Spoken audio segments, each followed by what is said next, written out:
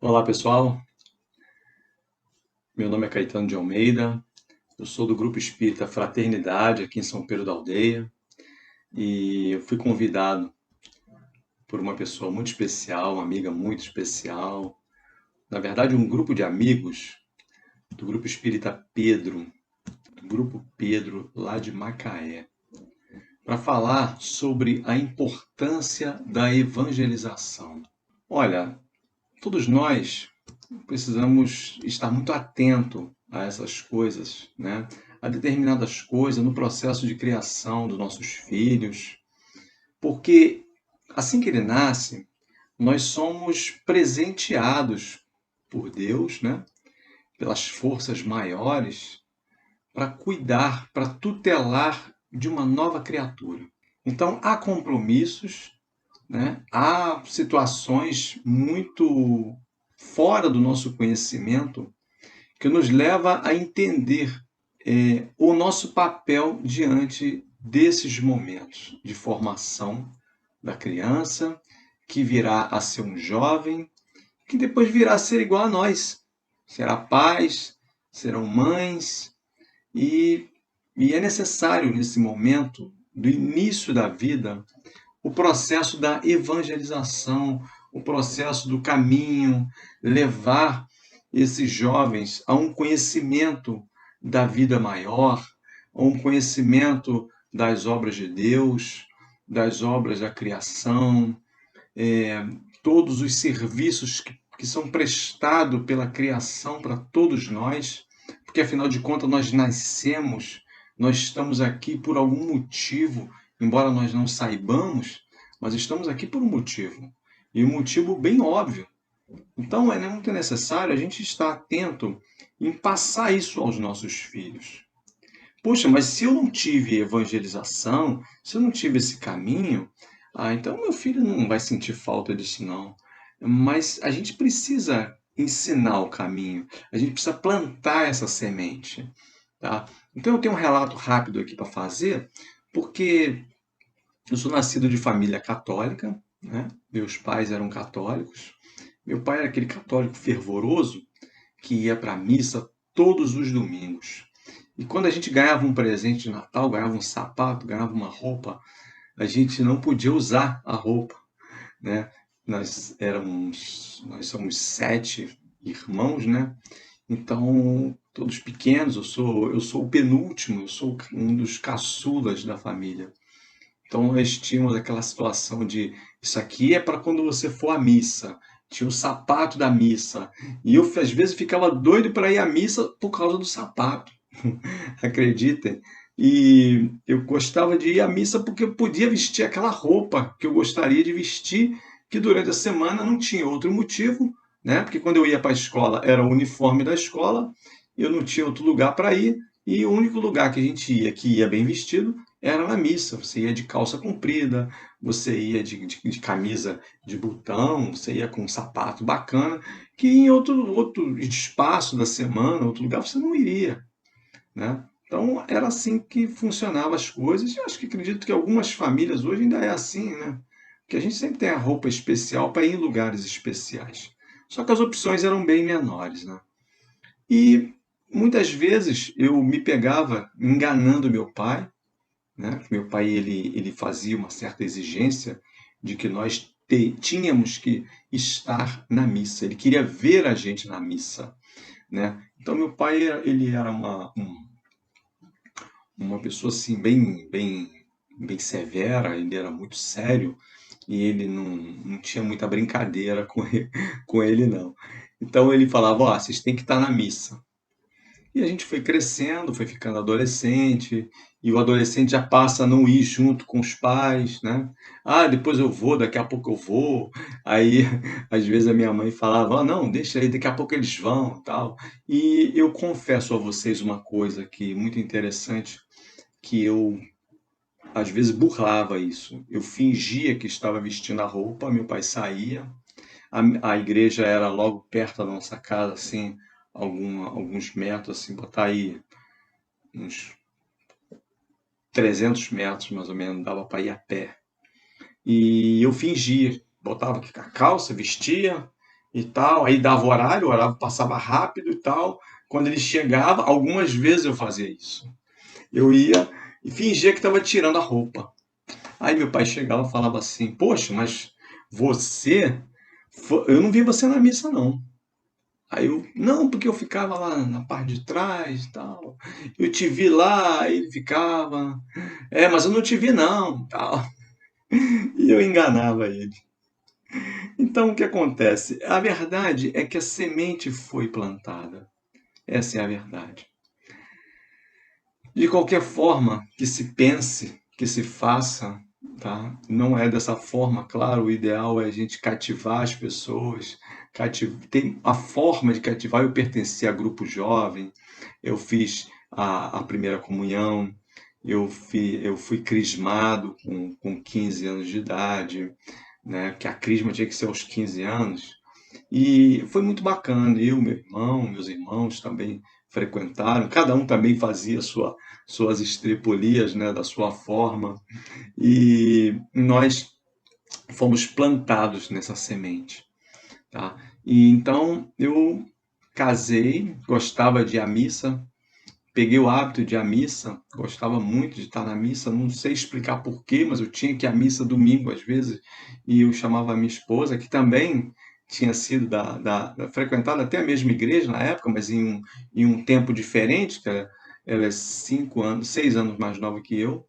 Então a gente frequentou em tempos diferentes, mas mais ou menos a mesma igreja, conhecíamos o mesmo padre e tudo. Então a gente ia nessa missa, a gente ia em outras igrejas, a gente morou em outros lugares depois de casados, mas eu sempre senti vontade de ir à missa. E eu ia. Então, depois eu conheci a doutrina espírita. Então eu conheci Jesus de uma forma muito interessante, uma forma mais explicativa, uma forma mais esmiuçada da vida dele. As obras espíritas, elas trazem uma nuance de um Jesus mais humano, mais pessoa, mais espírito, mais professor, mais mestre, e uma inteligência fabulosa, fala sobre os milagres, as predições, e eu li logo no início do Evangelho segundo o Espiritismo, eu fiquei vislumbrado com as histórias, porque o Evangelho segundo o Espiritismo, logo no início, ele fala sobre Sócrates e Platão, fala sobre cada personagem, os fariseus, os saduceus, fala sobre os escribas, fala sobre vários personagens, os samaritanos, conta a história de cada povo, como é que eram os essênios. Eu achava aquilo tudo muito legal e eu me interessei na história.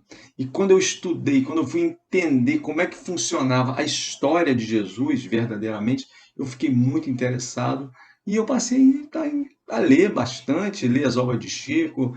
Na verdade, eu criei até uma livraria aqui em São Pedro da Aldeia, porque na verdade eu sou da Baixada Fluminense, morei em Juiz de Fora, em Minas Gerais também, assim que casamos, em 93, né? Eu sou casado já há alguns anos, né? Bastante tempo, 20, já beirando 30 anos já.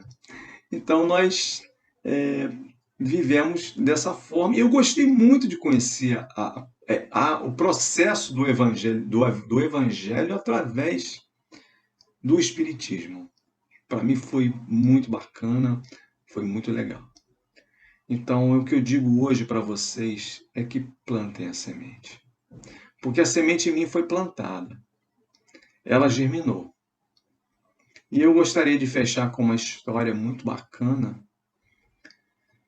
que ocorreu por volta de 2012, 2013. Eu estava num culto de evangelho que a gente fazia às quartas-feiras, lá pelo nosso grupo Espírita Fraternidade. E eu vou citar aqui um nome, não, vou citar dois nomes. Nós tínhamos um amigão da nossa doutrina chamado Elson Correia, e ele sempre organizava esse culto, ele era o organizador do culto no lar, ele era o motivador do pessoal ir para o culto no lar.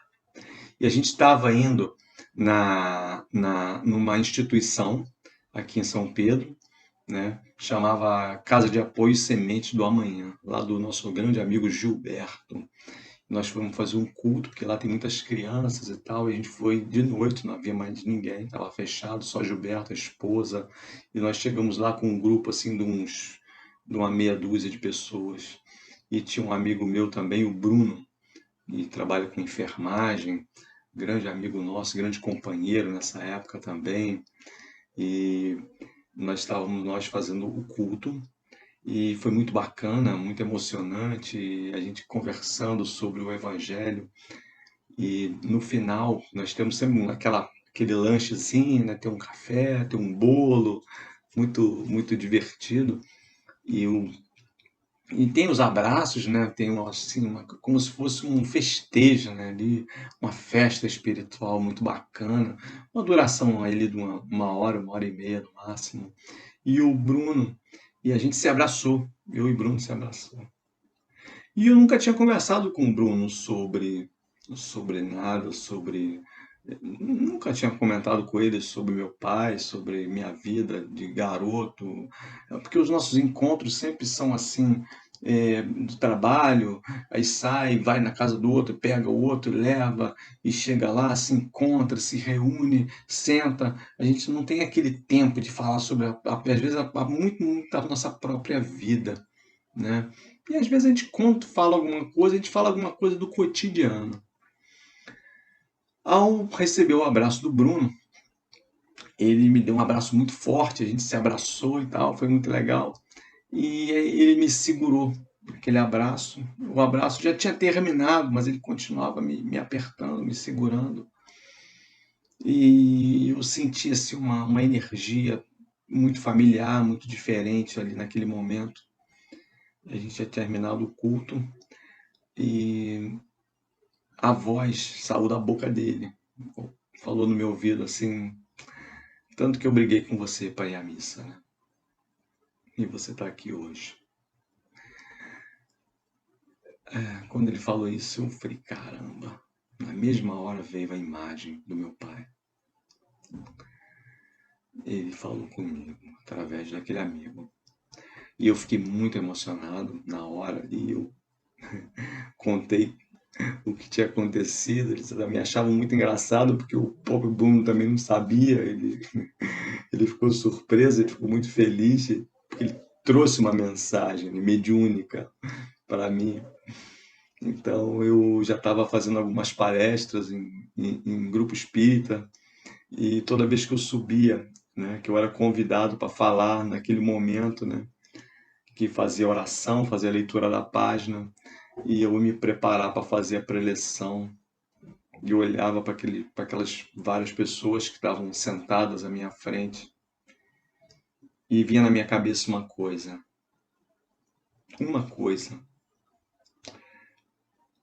Vinha na minha cabeça a imagem da minha mãe e do meu pai. E eu dizia, a semente foi plantada. Então eu jamais poderia deixar de fazer esse vídeo aqui, de dar esse depoimento e de dizer para vocês o quanto é importante plantarmos a semente. Eu não tenho palavras para tentar convencer vocês, mas eu só tenho essa história. É uma história que aconteceu comigo. E eu não tenho nada a dizer mais. Eu só sei dizer que a semente precisa ser plantada. E rápido. Porque esses pequeninos, eles crescem e depois se lembram. Então eu lembro com muita alegria de tudo isso. Agradeço meus pais, que já são desencarnados. Agradeço muito a minha mãe, que era parte do coração. Até brinquei uma vez que eu pensava em fazer uma tatuagem, duas tatuagens, do lado esquerdo, do lado do coração, eu faria a tatuagem da minha mãe. E do lado direito eu faria do meu pai, porque ele era bom de braço, bom de trabalho, inteligente, muito, muito, muito minucioso com ferramentas, com objetos. Não tinha moleza para ele, para trabalhar com ele, não. E a minha mãe, uma psicologia de Joana de Ângeles, para lidar com todos os filhos. Então eu tive assim uma formação muito bacana. E eu agradeço a Deus por isso. Então, fica aqui meu depoimento. Espero ter contribuído e incentivado vocês a cuidarem da evangelização dos seus filhos. Porque esse patrimônio é um patrimônio que, infelizmente ou felizmente, esse patrimônio não existe maior. Não existe nenhum patrimônio que seja maior do que esse para a vida de alguém. Muito obrigado a vocês por ouvir esse depoimento. Muita paz a todos e que Jesus nos abençoe. Muita paz.